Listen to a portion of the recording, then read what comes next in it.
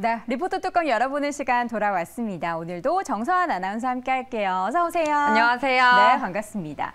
자, 오늘도 두 가지 리포트 준비했죠. 첫 번째 리포트 뚜껑부터 열어보겠습니다. 네, 첫 번째는 롯데 정보통신 뚜껑 열어보도록 하겠습니다. 하이투자증권에서는 일단 내년 전기차 충전 관련 성장성이 본격화될 것이라고 모멘텀을 제시했고요. 하지만 목표 주가를 32,000원으로 다소 낮춰 잡았습니다. 네, 목표 주가 하향 조정 소식에도 불구하고 오늘 롯데정보통신의 주가는 오름세를 보이고 있습니다. 현재 주가 확인해 보도록 할까요?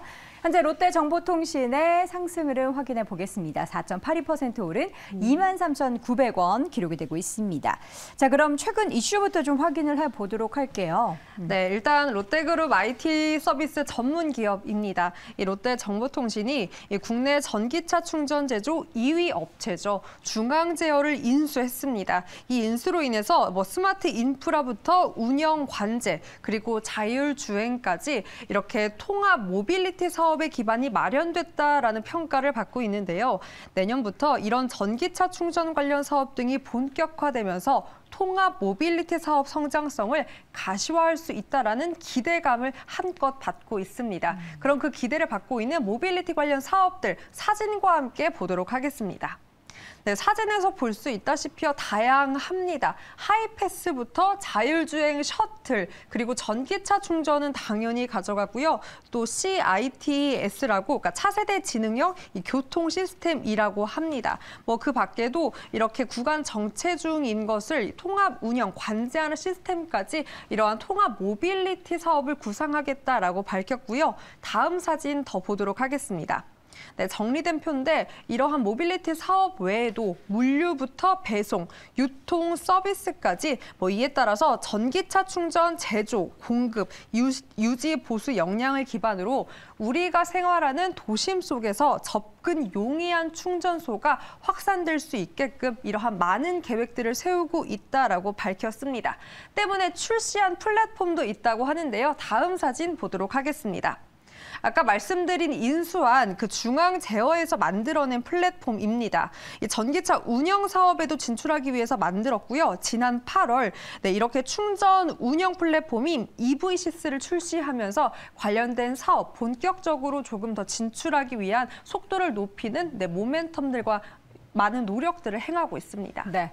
자, 롯데정보통신 같은 경우에는 기대감을 좀 가지고 있는 이유가 앞으로 추진하고자 하는 그 계획들을 보니까 굉장히 또 희망차더라고요. 어떤 부분을 또 주목해 볼까요? 네, 맞습니다. 그런 희망찬 부분들을 보기 위해서 조금 그 희망이 현실화될 수 있을 정도로 데이터베이스를 보고서에서도 제시를 했는데요. 보고서에서 발췌한 그래프 먼저 보도록 하겠습니다. 첫 번째가 국내 전기차 등록 대수 추이고요. 때문에 그 다음 그래프는 이 국내 전기차 충전소 보급 전망을 누적으로 나타낸 표입니다. 확인할 수 있다시피 전기차 등록 대수도 꾸준히 연도별로 증가하고 있고요. 이에 따라서 그 전기차 충전소 보급 수도 계속해서 증가하고 있다라는 전망이 나왔습니다. 이에 따라 롯데그룹에서는 이 전국 곳곳 350개가 넘는 이 유통사업장의 주차장 공간 일부를 이렇게 전기차 충전소로 전환할 계획을 밝혔는데요. 구체적 계획을 덧붙이기도 했습니다. 일단 롯데그룹이 갖고 있는 유통사업장의 주차 면수가 이 16만 면에 이른다고 하는데요. 내년까지 이 중 3,200면을 이 전기차 충전 주차 공간으로 전환할 예정이라고 밝혔습니다. 목표까지 덧붙이자면 25년까지 이러한 오프라인 거점을 중심으로 이 도심지 주차장에 EV시스 충전기를 13,000기 이상 오픈할 것이다라고 언급을 하기도 했는데요. 그렇다면 이 같은 계획을 반영한 실적 전망도 그래프와 함께 보도록 하겠습니다. 네. 실적 개선이 두드러지게 나타날 수 있다라고 긍정적인 예상을 했습니다. 일단 롯데그룹과의 협업도 기대해 볼 수 있었고요. 현대차그룹과 KB자산운용 등과의 이 전기차 초고속 충전, 이 인프라 쪽 SPC 설립 추진을 위해서 대외 사업 확대 계획까지 갖고 있기 때문에 향후 모멘텀은 충분히 기대해봐도 좋다라는 거였습니다. 하지만 여러분도 잘 아시다시피 모든 전기차 그리고 이 자동차 업종이 가지고 있는 가장 가장 큰 매크로적인 문제점이 남아 있습니다. 이 긴축 우려와 수요 둔화인데요. 이러한 매크로적인 문제는 여전히 잔존해 있는 만큼 관련된 뉴스들 함께 체크하시면서 대응도 필요해 보이는 것 같습니다. 네, 롯데정보통신 오늘 목표 주가 하향은 있었지만 어쨌든 앞으로의 청사진을 보면은 기대감을 열어둘 만한 부분들이 많습니다. 오늘 주가 상승과 함께 목표 주가 하향 조정된 가운데에 괴리율 같은 경우에는 약 상승 여력 한 35% 정도 남아있는 상황인데요. 주가 차트 함께 보도록 하겠습니다. 최근 굉장히 바닥권까지 내려왔던 주가였고요. 이렇게 뿅 보여주시죠. 뿅하고 지금 주가의 상승이 보이고 있는 이 상황 속에서 최근 지난 주말부터 3거래일째 주가의 오름세 그리고 외국인과 기관의 동반 매수세가 유입되고 있습니다.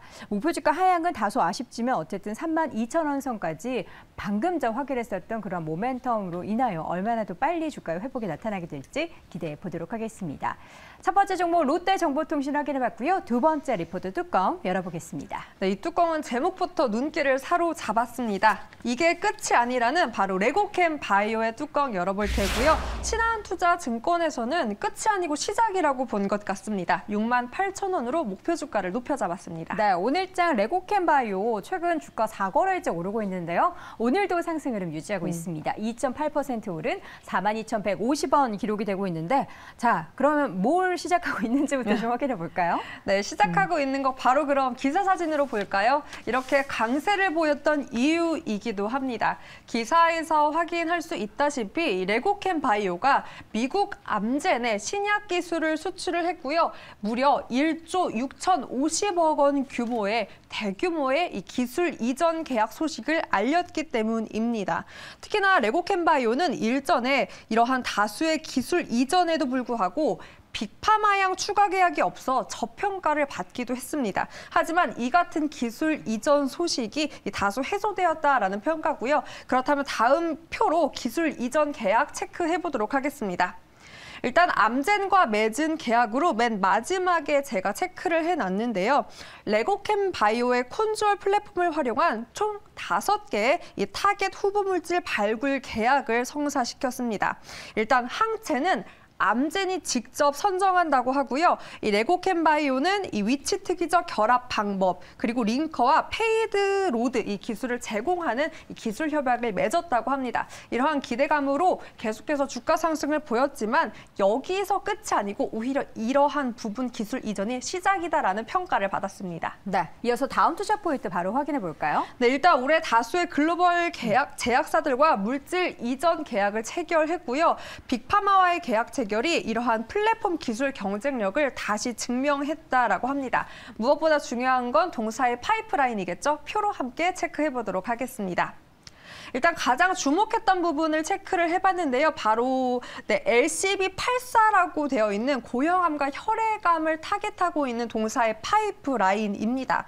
일단 내년 상반기 중으로 임상 일상 절차에 진입한다고 하고 주목받는 이유는 ADC 경쟁 심화 속에서 이러한 관심도가 높아질 것이다라고 전망을 했기 때문이었습니다. 네, 자 이렇게 해서 오늘 파이프라인 현황까지 레고캠 바이오의 투자 포인트 확인을 해봤는데요. 주가 차트를 통해서 최근의 움직임 보겠습니다.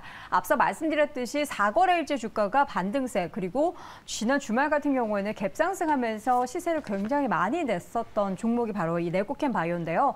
최근에 2달 넘게는 박스권에 갇혀 있는 모습이었는데 그 박스권 상단을 뚫어내려는 움직임들이 보이고 있습니다. 현재 4만 원대 주가에서 목표 주가로 제시한 가격은 68,000원. 굉장히 또 상승 여력이 많이 남아있다는 점은 희망찬 주가를 움직이게 하는 원동력이 될 것 같습니다. 자, 이렇게 해서 오늘도 리포트 뚜껑 열어보니 정선 아나운서와 함께했습니다. 고맙습니다. 고맙습니다.